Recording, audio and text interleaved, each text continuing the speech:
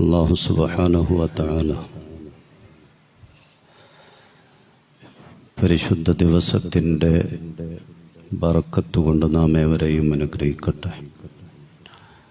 അറിഞ്ഞും അറിയാതെയും ഒക്കെ ഇതുവരെ ജീവിതത്തിൽ ചെയ്തുപോയ സംഭവിച്ചുപോയ മുഴുവൻ തെറ്റുകളും അത്യുദാരനായ പടച്ച റബ്ബ് അവൻ്റെ ഔദാര്യം കൊണ്ട് നമുക്ക് പരിപൂർണമായി മഗ്ഫിറത്ത് പ്രദാനിക്കട്ടെ.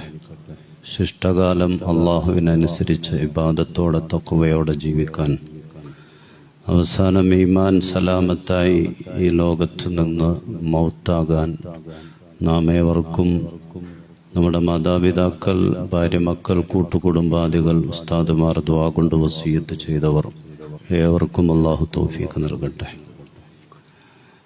രോഗങ്ങൾ, മറ്റ് ബലാഅകൾ, മുസീബത്തുകൾ, ഷർറുകൾ എല്ലാത്തിനും ശിഫ തന്ന്, സലാമത്ത് തന്ന്, സൗഖ്യം തന്ന്, സമാധാനം തന്ന് അള്ളാഹു അനുഗ്രഹിക്കട്ടെ.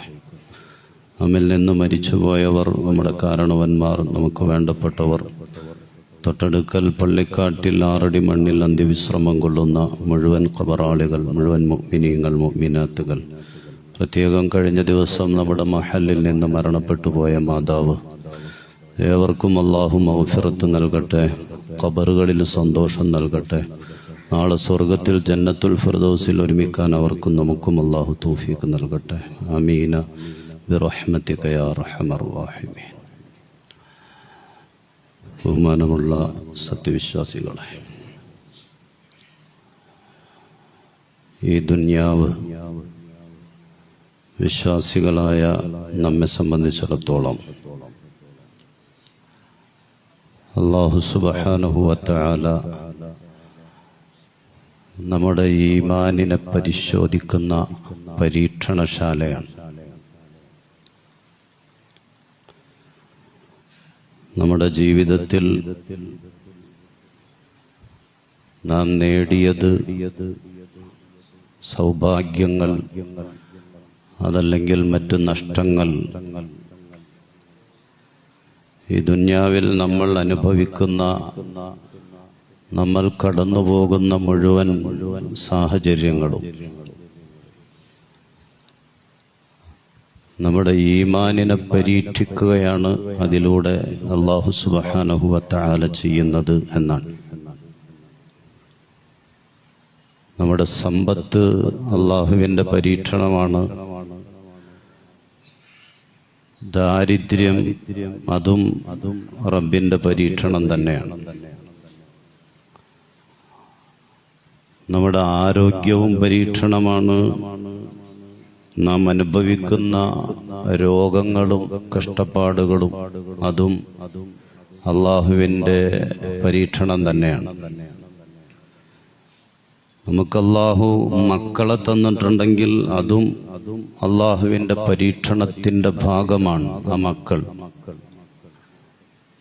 മക്കളെ അള്ളാഹു തന്നിട്ടില്ലെങ്കിൽ അതും റബ്ബിൻ്റെ പരീക്ഷണമാണ്. ആ നിലക്ക് ഈ ദുനിയാവിൽ നമുക്ക് ലഭിച്ചതും ലഭിക്കാത്തതുമൊക്കെ, സന്തോഷങ്ങളും സങ്കടങ്ങളും എല്ലാം നമ്മുടെ ഈമാനിനെ അല്ലാഹു പരിശോധിക്കുന്നതിൻ്റെ ഭാഗമാണ്. നമുക്ക് അല്ലാഹു ദാരിദ്ര്യമാണ് നൽകിയതെങ്കിൽ അത് നമ്മൾ ആഗ്രഹിച്ച് നമ്മൾ നേടിയതല്ല, അത് അല്ലാഹു നമുക്ക് തന്നതാണ്. ഓപ്പോസിറ്റ് സമ്പത്ത് നമ്മുടെ കൈവശമുണ്ടെങ്കിൽ അതും നമുക്ക് തന്നത് അല്ലാഹുവാണ്.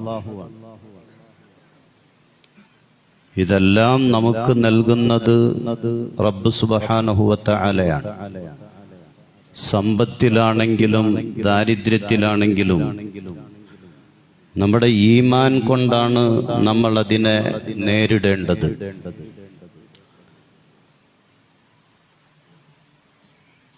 ഈ ദുനിയാവിൽ അത്തരം കാര്യങ്ങളിലുള്ള നമ്മുടെ സമീപനം നമ്മുടെ പെർഫോമൻസിനനുസരിച്ച് ഉള്ള ആ റിസൾട്ട്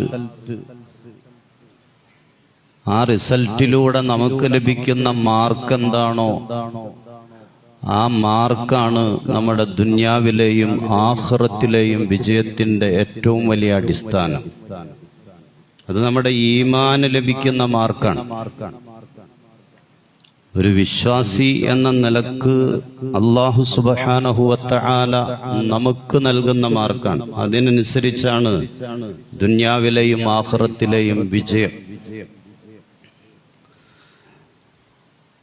നേരത്തെ സൂചിപ്പിച്ചതുപോലെ സമ്പത്താണെങ്കിലും കയ്യിൽ സമ്പത്തുണ്ടെങ്കിലും ഇല്ലെങ്കിലും അത് പടച്ചവന്റെ തീരുമാനമാണ്. തന്നതും അല്ലാഹുവാണ്, തരാത്തതും അല്ലാഹുവാണ്. അതുകൊണ്ട് അതിൽ ഈമാനോടെ അതിനെ സമീപിക്കുക എന്നുള്ളതാണ്. ഞാനൊരു വിശ്വാസിയാണ് എന്ന നിലക്ക് അതിനെ സമീപിക്കുക. അതെങ്ങനെയാണ്? കയ്യിൽ സമ്പത്തുള്ളവർ അത് മുഴുവനും സദക്ക കൊടുക്കണം, എന്നാലാണ് അവരുടെ ഈമാൻ പൂർണ്ണമാകൂ. എങ്കിലേ ഈമാനിന് മാർക്ക് കിട്ടും. അങ്ങനെയൊന്നുമില്ല. ചിലത് കൊടുക്കുമ്പോഴാണ് മാർക്ക് കിട്ടുന്നത്, ചിലപ്പോൾ കൊടുക്കാതിരിക്കുമ്പോഴാണ്. ഓരോ സാഹചര്യങ്ങളും സന്ദർഭങ്ങളും ഒക്കെ അനുസരിച്ച് അതിൽ വ്യത്യാസം വരും. കഅബ് ഇബ്നു മാലിക് റളിയല്ലാഹു തആല അൻഹു അള്ളാന്റെ റസൂലിന്റെ അടുക്കൽ വന്നിട്ട് പറഞ്ഞു, എന്റെ സ്വത്ത് മുഴുവനും പൈസ മുഴുവനും ഞാൻ സദക്ക കൊടുക്കാൻ ഉദ്ദേശിക്കാണ് നബിയെ.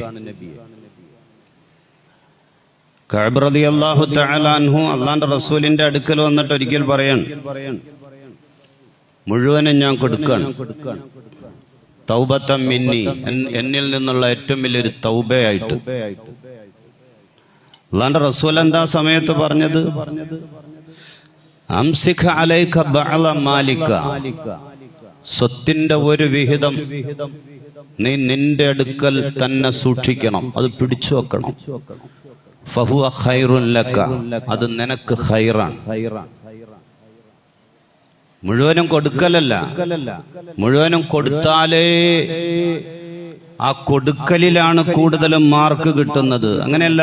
റസൂലുള്ളാഹി സ്വല്ലല്ലാഹു അലൈഹി വസല്ലം തങ്ങൾ പറയാണ്, ഒരു വിഹിതം നിനക്ക് വേണ്ടി നീ മാറ്റിവെക്കണം നിന്റെ അടുക്കൽ. ഫഹുവ ഖൈറുൻ ലക, അത് നിനക്ക് ഖൈറാണ് എന്ന് പരിശുദ്ധ റസൂൽ സല്ലല്ലാഹു അലൈഹി വസല്ലം.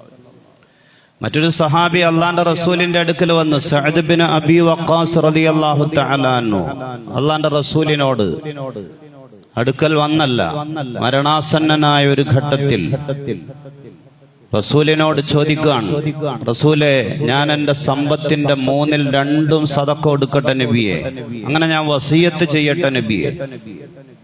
റസൂല് പറഞ്ഞത്, ഇല്ല, അത് പാടില്ല, അങ്ങനെ കൊടുക്കാൻ പാടില്ല. അദ്ദേഹം പറഞ്ഞു, എനിക്ക് ആകെ ഒരു മോളേ ഉള്ളൂ,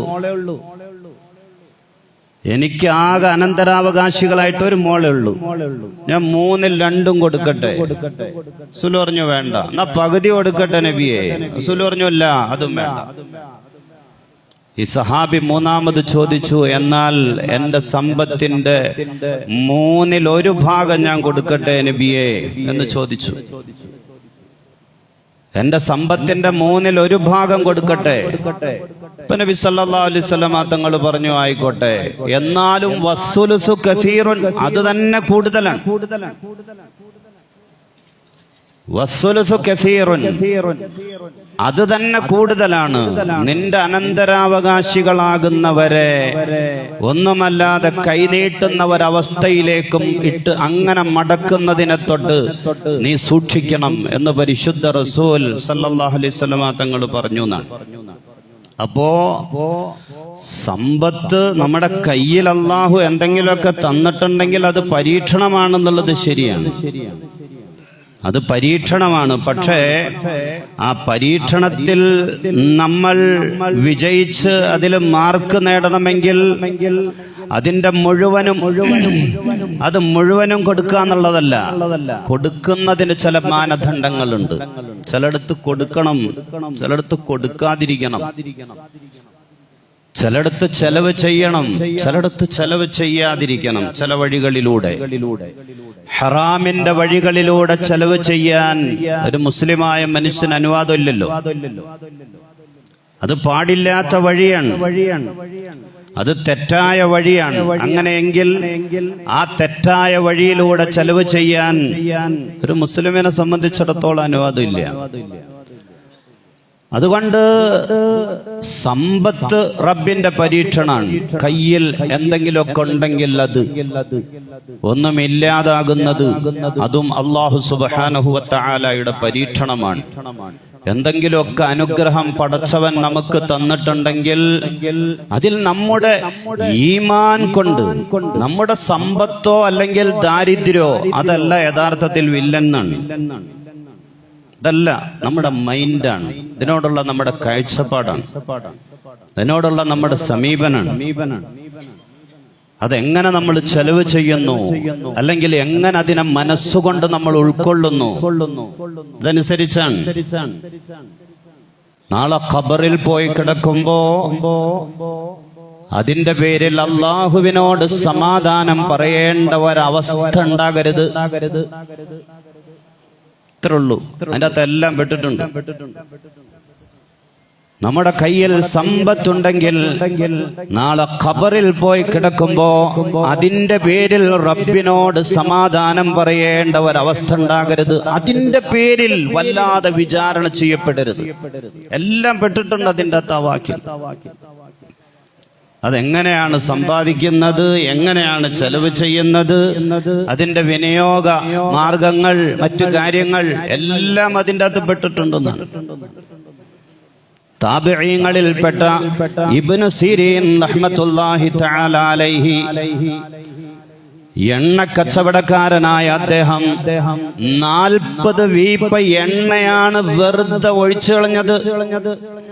ചരിത്രമൊക്കെ കേട്ടിട്ടുണ്ടായിരിക്കും നമ്മള്.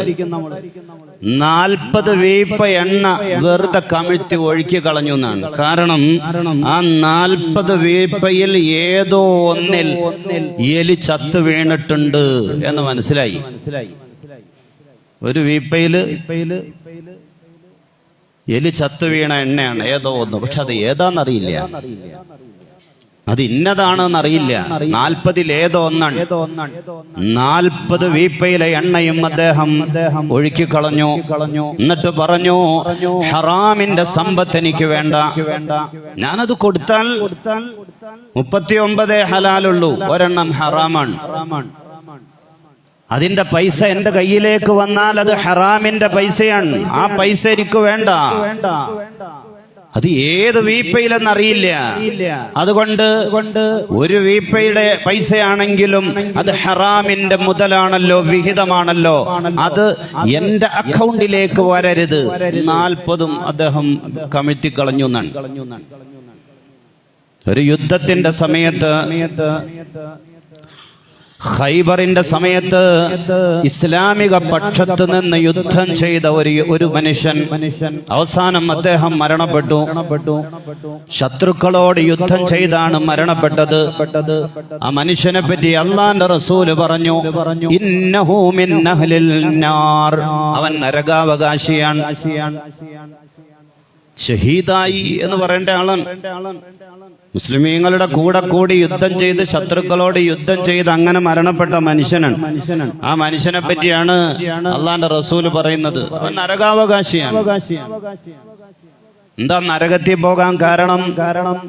യുദ്ധത്തിനിടക്ക് ഗനീമത്ത് സ്വത്തുകളിൽപ്പെട്ട, അതായത് മുസ്ലിമീങ്ങളുടെ പൊതു സ്വത്താകുന്ന ഗനീമത്ത് സ്വത്തുകളിൽപ്പെട്ട ഒരു പുതപ്പ് അദ്ദേഹം എടുത്ത് മാറ്റിവെച്ചു പോയി.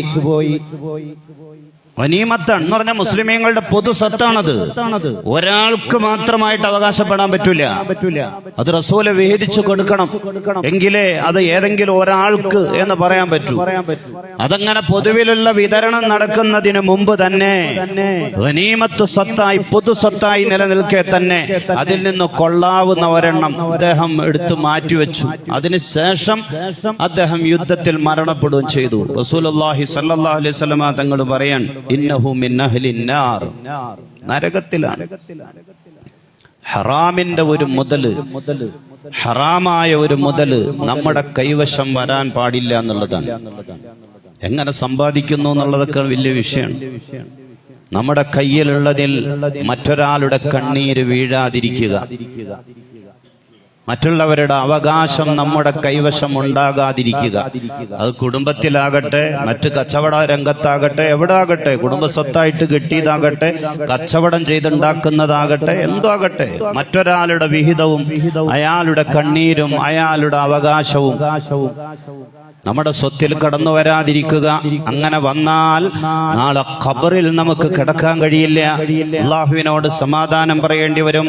ബഹുമാനപ്പെട്ട ദാവൂദ് നബി അലൈഹിസ്സലാത്തു വസ്സലാമിന്റെ ഒരു പ്രാർത്ഥനയുണ്ട്. ദാവൂദ് നബിയുടെ ദുആ, അല്ലാഹുമ്മ ഇന്നി അഊദു ബിക മിൻ വലദിൻ യകൂനു അലയ്യ സയ്യിദാ. അല്ലാഹുവേ, എന്റെ മേൽ അധികാരം നടത്തുന്ന മക്കളെ തൊട്ട്, സന്താനങ്ങളെ തൊട്ട് നിന്നോട് ഞാൻ കാവൽ ചോദിക്കുന്നു. പടച്ചവനെ, എന്നെ അനുസരിക്കാത്ത മക്കൾ, എന്നോട് കയർക്കുന്ന മക്കൾ, എന്നോട് കൈ ചൂണ്ടിക്കൊണ്ട് സംസാരിക്കുന്ന, എന്നോട് മാതാപിതാക്കളോട് അധികാരം നിർവഹിക്കുന്ന, നടത്തുന്ന മക്കൾ, അങ്ങനത്തെ മക്കളെ തൊട്ട്, സന്താനത്തെ തൊട്ട് ഞാൻ കാവൽ തേടുന്നു റബ്ബേ. വമിൻ സൗജത്തിൻ തുശയ്യിബുനി ഖബ്ല വഖ്തി ശൈബ്.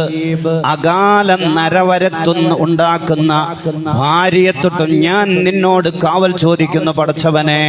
അകാല നര എന്ന് പറഞ്ഞാൽ അവള് കാരണം ജീവിതത്തിൽ സമാധാനം ഇല്ല, എപ്പോഴും ടെൻഷനാണ്. കാരണം അവളാണ് ജീവിതത്തില് ആ പെണ്ണ് കാരണം സമാധാനമില്ല.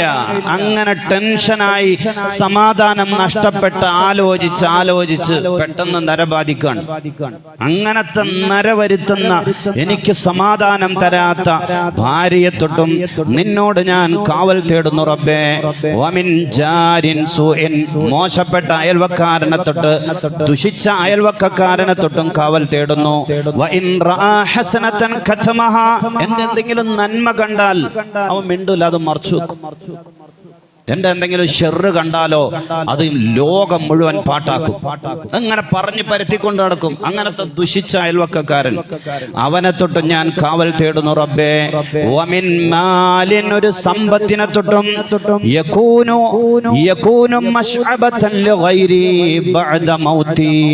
എന്റെ മരണത്തിന് ശേഷം ഞാൻ ഖബറിലേക്ക് പോയി കിടക്കുമ്പോ എനിക്കൊരു ഉപകാരവുമില്ലാതെ ആളുകൾ, മറ്റുള്ളവർ തിന്നു മുടിച്ച് നശിപ്പിക്കുന്ന സമ്പത്തിനെ തൊട്ടും നിന്നോട് ഞാൻ കാവൽ തേടുന്നു റബ്ബേ. വയകൂനു ഹിസാബുഹു ഫീ ഖബ്രി. ഞാനാണെങ്കിലോ ആ സമ്പത്തിന്റെ പേരിൽ ഖബറിൽ വിചാരണ നേരിടുകയും ചെയ്യുകയാണ്. ഞാൻ ഇങ്ങനെ പടച്ചവനോട് സമാധാനം പറയേണ്ടി വരികയാണ് ആ സമ്പത്തിനെ പറ്റി. ഞാൻ മരിച്ചുപോയി, ഞാൻ ഖബറിലാണ്, ഞാൻ ഉണ്ടാക്കിയിട്ടത് കുറെ ദുനിയാവിലുണ്ട്. അത് ഞാൻ ഉണ്ടാക്കിയ വഴികൾ ശരിയല്ല, പലരെയും പറ്റിച്ചിട്ടുണ്ട്, പലരുടെ കണ്ണീർ അതിൻ്റെ അകത്തുണ്ട്. അതിന്റെ പേരില് ഞാനിപ്പോ ഖബറിൽ വിചാരണ നേരിടുകയാണ്, ചോദ്യം ചെയ്യപ്പെട്ടുകൊണ്ടിരിക്കുകയാണ്. പടച്ചവനോട് സമാധാനം പറയേണ്ട ഒരു അവസ്ഥയാണ്. ആ സമ്പത്തോ എന്റെ മക്കളും അല്ലാത്തവരും ഒക്കെ വെറുതെ തിന്നു മുടിച്ച് നശിപ്പിക്കാൻ. അങ്ങനത്തെ സമ്പത്തിനെ തൊട്ടും നിന്നോട് ഞാൻ കാവൽ തേടുന്നു റബ്ബേ എന്ന് ബഹുമാനപ്പെട്ട ദാവൂദ് നബി അലൈഹിസ്സലാത്തു വസ്സലാം ദുആ ചെയ്യുമായിരുന്നു. ദാവൂദ് നബി അലൈഹിസ്സലാമിന്റെ ദുആയാണ്. സമ്പത്ത് നമ്മുടെ കയ്യിലുള്ളത് അത് അള്ളാഹുവിന്റെ അനുഗ്രഹമാണ്, പടച്ചോന്റെ പരീക്ഷണാണ്, അള്ളാഹുവിന്റെ പരീക്ഷണാണ്. ആ പരീക്ഷണത്തിൽ നമ്മൾ വിജയിക്കണമെങ്കിൽ, അതിൽ നമ്മൾ മാർക്ക് നേടി മുഅ്മിനീങ്ങളാകണമെങ്കിൽ അത് സമ്പാദിക്കുന്ന വഴികൾ, ചെലവ് ചെയ്യുന്ന വഴികൾ എല്ലാം നമ്മൾ ശ്രദ്ധിച്ചാകണമെന്നാണ്. എല്ലാം നമ്മൾ കൊടുക്കാനുള്ള മനസ്സുണ്ടാകുക എന്ന് പറഞ്ഞാൽ ഈ ദുനിയാവിലെ ഏറ്റവും വലിയൊരു സൗഭാഗ്യമാണ്. കൊടുക്കാനുള്ള മനസ്സുണ്ടാകുക എന്നുള്ളത് ഉണ്ടായിട്ട് കാര്യമില്ലല്ലോ. ആർക്കെങ്കിലും ഒക്കെ അത് സക്കാത്ത് എന്ന് പറഞ്ഞാൽ അത് നിർബന്ധമാണ്. അതിനപ്പുറം പാവപ്പെട്ട ആളുകൾ ആരെങ്കിലും ഒക്കെ അവശരാണെന്ന് ബോധ്യം വരുമ്പോ അവർക്ക് കൊടുക്കാനുള്ള ഒരു മനസ്സ്, ആ മനസ്സില്ലാത്തതാണ് ഈ ദുനിയാവിൽ ഒരു മനുഷ്യന്റെ ഏറ്റവും വലിയ അപകടം എന്നാണ്. ആവശ്യങ്ങൾക്ക് കൊടുക്കുക എന്നുള്ളത്. ചില ആളുകളോടൊക്കെ എന്തെങ്കിലും അത്യാവശ്യങ്ങൾ ചെന്ന് ചോദിക്കുമ്പോ, എന്തെങ്കിലും പാവപ്പെട്ട ആളുകൾക്ക് ചെന്ന് ചോദിക്കുമ്പോ ഞാൻ എന്താണ് ചെയ്യേണ്ടത് എന്ന് ചോദിക്കുന്ന ആളുകളുണ്ട്. ഞാൻ എന്താണ് ചെയ്യേണ്ടത് എന്ന് ചോദിക്കുന്ന ആളുകളുണ്ട്. സ്വന്തം ഭാര്യയുടെ കഴുത്തിൽ കിടക്കുന്ന താലിയോട് മാലയോട് ചേർന്നുള്ള കോയിൻ, ഒരു പവന്റെ കോയിൻ അഴിച്ചു കൊടുക്കുന്ന ആളുകൾ പോലും ഒക്കെ ഉണ്ട്. അല്ലാഹു അവർക്കൊക്കെ അർഹമായ പ്രതിഫലം നൽകട്ടെ. സമ്പത്തുണ്ടാകലല്ല, അതിനപ്പുറം കൊടുക്കാനുള്ളൊരു മനസ്സ്. അത് അള്ളാഹു നൽകിയിട്ടില്ലെങ്കിൽ പിന്നെ ഈ ദുന്യാവിന്റെ, ഈ ഭൂമി മണ്ണിന്റെ മുകളിൽ ജീവിച്ചിട്ടൊരു കാര്യമില്ല എന്നാണ്. അള്ളാഹു സുബ്ഹാനഹു വ തആല അവൻ ഇഷ്ടപ്പെട്ട നിലക്ക് നമ്മുടെയൊക്കെ സമ്പത്ത് വിനിയോഗിക്കാൻ, ചെലവ് ചെയ്യാൻ റബ്ബ് സുബ്ഹാനഹു വ തആല നമുക്ക് തൗഫീഖ് പ്രദാനിക്കട്ടെ. അതുപോലെ കയ്യിൽ ഇല്ലാതായി പോകുന്നത് അതും റബ്ബിന്റെ പരീക്ഷണം. ഒന്നുമില്ല കയ്യിൽ, കൊടുക്കാനില്ല. അവിടെ ഈമാൻ കൊണ്ട് മാത്രമേ ഒരു മുസ്ലിമായ മനുഷ്യന്, യഥാർത്ഥ ഈമാൻ കൊണ്ട് മാത്രമേ പിടിച്ചെടുക്കാൻ പറ്റൂ. യഥാർത്ഥ ഈമാൻ കൊണ്ട് മാത്രം. അതിന്റെ പേര് ക്ഷമിക്കാൻ, അള്ളാഹുവിലേക്ക് ഏൽപ്പിക്കാൻ, ചെലവുകൾ ചുരുക്കാൻ. വീട്ടിലെ ചെലവാണെങ്കിലും വിവാഹ ചെലവാണെങ്കിലും മറ്റെന്തോ ആകട്ടെ, 1000 രൂപ കൊണ്ട് മറ്റുള്ളവർ നടത്തുന്നത് നമ്മളും 1000 രൂപ കൊണ്ട് നടത്താൻ ശ്രമിക്കലല്ല. എന്റെ കയ്യിൽ ഇല്ലെങ്കിൽ ആ ഇല്ലാത്ത നിലക്ക് അതനുസരിച്ച് ചെലവ് ചുരുക്കിയിട്ട് അത് 500 രൂപയ്ക്കോ 250 രൂപയ്ക്കൊക്കെ നടത്താൻ ശ്രമിക്കുക. അവൻ അങ്ങനെ ചെയ്യുന്നല്ലോ, ഞാനും അങ്ങനെ ആലോചിക്കലല്ല. നമ്മുടെ കയ്യിലുള്ളതിനനുസരിച്ചുകൊണ്ട്, നമ്മുടെ സാമ്പത്തിക രീതി അനുസരിച്ചുകൊണ്ട് ശ്രദ്ധിച്ച് ചെലവ് ചെയ്യലും അള്ളാഹുവിലേക്ക് ഏൽപ്പിക്കലും ക്ഷമയോടെ ജീവിക്കലും എല്ലാവർക്കും കഴിയുന്ന കാര്യമല്ല അത്. പ്രത്യേകിച്ച് ഇന്നത്തെ കാലഘട്ടത്തിൽ മറ്റുള്ളവരുമായിട്ട് താരതമ്യം ചെയ്തിട്ട് ജീവിക്കാൻ ശ്രമിക്കുന്ന കാലഘട്ടമാണ് ഇന്ന്. പൈസ ഉള്ളവരെക്കാൾ കൂടുതൽ ഇല്ലാത്തവർ പല ആവശ്യങ്ങൾക്കും വേണ്ടി പൈസ ചെലവ് ചെയ്യുന്ന കാലഘട്ടമാണ്. ആ നിലക്ക് പലതും ആളുകളെ കാണിക്കാൻ വേണ്ടി ചെയ്യുന്ന, ഈ കയ്യിലില്ലെങ്കിലും ആളുകളെ കാണിക്കാൻ വേണ്ടി ഇല്ലാത്തതിനനുസരിച്ച് ജീവിക്കലല്ല, അതിനപ്പുറം ജീവിക്കുന്ന ഒരവസ്ഥ. അത് ഇന്നത്തെ കാലഘട്ടത്തിന്റെ ഒരു ശാപാണ്. പക്ഷെ ശ്രദ്ധിക്കേണ്ട ഒരു കാര്യം, ഈമാൻ കൊണ്ട് മാത്രം പിടിച്ചു നിൽക്കാൻ പറ്റുന്ന ഒരു കാര്യമാണ്. റസൂൽ എപ്പോഴും ദുആ ചെയ്യുമായിരുന്നു, അല്ലാഹുമ്മ ഇന്നി അഊദു ബിക മിനൽ ഫഖ്രി വൽ ഖില്ലത്തി വദ്ദില്ല. അല്ലാഹുവേ, നിന്നോട് ഞാൻ കാവൽ ചോദിക്കുകയാണ്, നിന്യതയെ തൊട്ടും ഇല്ലായ്മയെ തൊട്ടും ദാരിദ്ര്യത്തെ തൊട്ടും, മിനൽ ഫഖ്രി ദാരിദ്ര്യത്തെ തൊട്ട്, വൽ ഖില്ലത്തി ഇല്ലായ്മയെ തൊട്ട്, വദ്ദില്ലത്തി നിന്യതയെ തൊട്ട് നിന്നോട് ഞാൻ കാവൽ തേടുന്നു റബ്ബേ. അല്ലാഹുവിന്റെ റസൂൽ എപ്പോഴും ദുആ ചെയ്യുന്ന ഒരു പ്രാർത്ഥനയാണ്. ഒന്നും ഇല്ലാത്തൊരവസ്ഥ അതെനിക്ക് നൽകല്ലേ അല്ലാ. ആളുകളുടെ മുന്നിൽ കൈനീട്ടേണ്ട ഒരവസ്ഥ എന്റെ ജീവിതത്തിൽ വരുത്തല്ല റബ്ബേ. അല്ലാഹുവിന്റെ റസൂലിന്റെ എപ്പോഴും ഉള്ള ദുആയാണ്. മറ്റൊരിക്കൽ റസൂല് പറഞ്ഞിട്ടുണ്ട്, ഇല്ല, ദാരിദ്ര്യം എന്ന് പറഞ്ഞാൽ മരിച്ചതിന് തുല്യാണ്. അതിദാരിദ്ര്യം. നമ്മുടെ രാജ്യം, നമ്മുടെ കേരളം അതിദാരിദ്ര്യമുക്ത സംസ്ഥാനമായിട്ടൊക്കെ പ്രഖ്യാപിക്കപ്പെട്ടിട്ടുണ്ട്. ആയോ ഇല്ലോ എന്നുള്ള ചർച്ചകളൊക്കെ സംഘടനകളുടെയും പാർട്ടികളുടെ ഇടക്കൊക്കെ നടക്കുന്നുണ്ട്. ആ വിഷയത്തിലേക്ക് ഞാൻ കിടക്കണില്ല. അതിദാരിദ്ര്യം എന്ന് പറഞ്ഞാൽ അത് മരിച്ചതിന് തുല്യമാണ്. മൂസ നബി അലൈഹിസ്സലാത്തു വസ്സലാം മിസ്റിൽ നിന്ന് 10 വർഷക്കാലം ശുഐബ് നബി അലൈഹിസ്സലാത്തു വസ്സലാമിന്റെ നാടാകുന്ന മദിയനിൽ ഒളിവിൽ താമസിച്ചിട്ടുണ്ട്. 10 വർഷക്കാലം. എന്ത് കാരണം? എന്താണ്? ഇവിടെ ഒരു മനുഷ്യനെ കൊന്നതാണ് കാരണം. ഒരു മനുഷ്യനെ കൊന്നതാണ് മിസ്റിൽ വെച്ച്. ഒരു തല്ലുകൊടുത്തതാണ്, ഒരടി കൊടുത്തതാണ്. അത് കൂടിപ്പോയി. ഒറ്റയടിക്ക് ആ മനുഷ്യൻ മരിച്ചു വീണു. പകരം മൂസ നബിയെ പിടിച്ച് കൊല്ലൂ എന്നുള്ളൊരവസ്ഥ വന്നു. അപ്പൊ ആ നാട്ടിൽ നിന്ന് പലായനം ചെയ്തതാണ്. മദിയനിൽ പോയി ശുഐബ് നബി അലൈഹി സ്വലാമിന്റെ അടുക്കൽ താമസിച്ചു. ശുഐബ് നബിയുടെ മകളെ വിവാഹം കഴിച്ചു. 10 വർഷം കഴിഞ്ഞപ്പോ മിസ്റിലേക്ക് മടങ്ങി വരാൻ അല്ലാഹു സുബ്ഹാനഹു വ തആലയുടെ നിർദ്ദേശം വന്നു.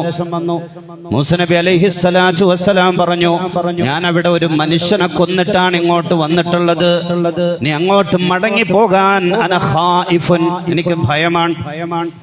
എന്നിട്ട് മടങ്ങിപ്പോകാൻ എനിക്ക് ഭയമാണ്.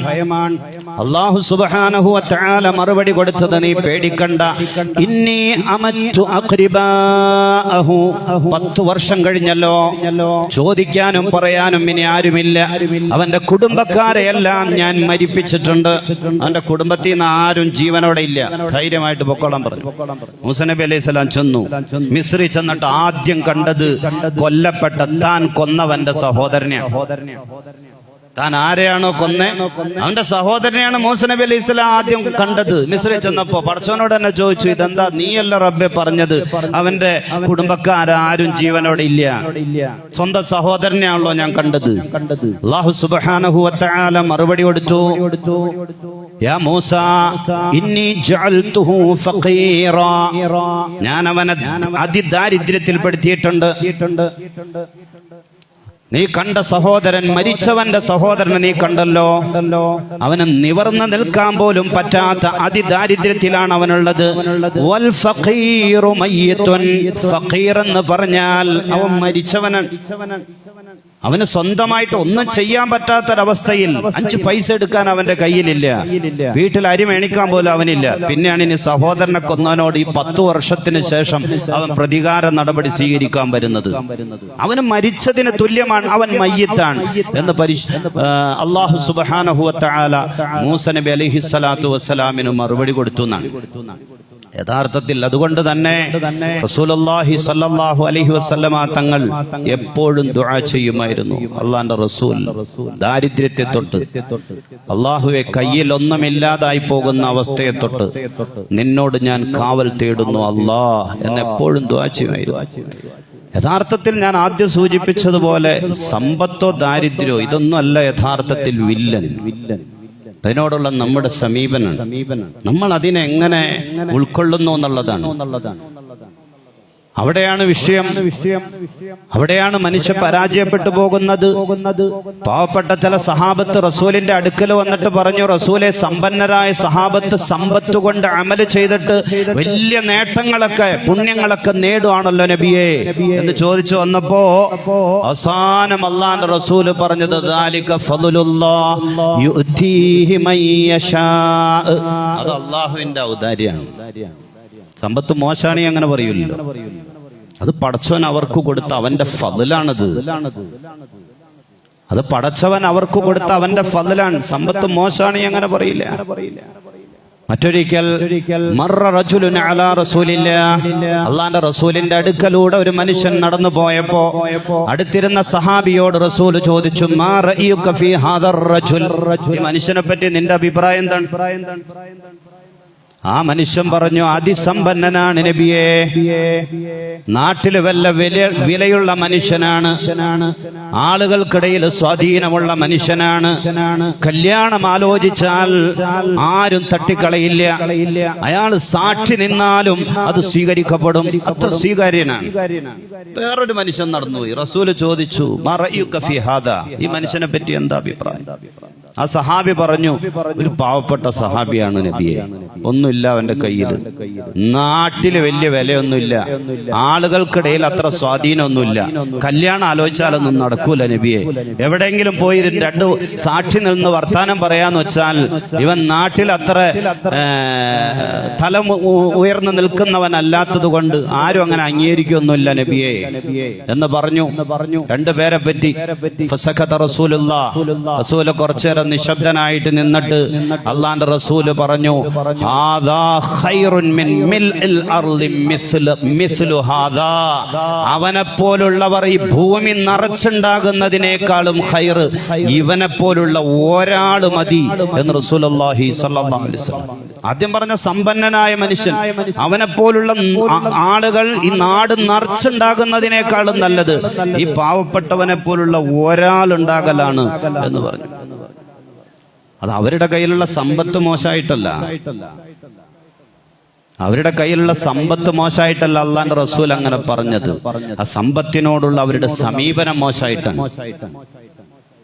ബാധ്യതകൾ തീർക്കുകയോ ശ്രദ്ധിക്കേണ്ട കാര്യങ്ങൾ ശ്രദ്ധിക്കുകയോ ചെയ്യാത്തതിന്റെ പേരിൽ അല്ലാഹു സുബ്ഹാനഹു വ തആല തനിക്ക് തന്നത്, തന്റെ കയ്യിൽ അല്ലാഹു ഏൽപ്പിച്ചത് റബ്ബിന്റെ പരീക്ഷണമാണെന്ന് മനസ്സിലാക്കാതെ തോന്നിയതുപോലെ ധിക്കാരികളായിട്ട് ജീവിച്ചതിന്റെ ആ നിലപാടിന്റെ പേരിൽ, അതിന്റെ പേരിലാണ് പരിശുദ്ധ റസൂൽ സല്ലല്ലാഹു അലൈഹി വസല്ലമ തങ്ങൾ അങ്ങനെ പറഞ്ഞത്.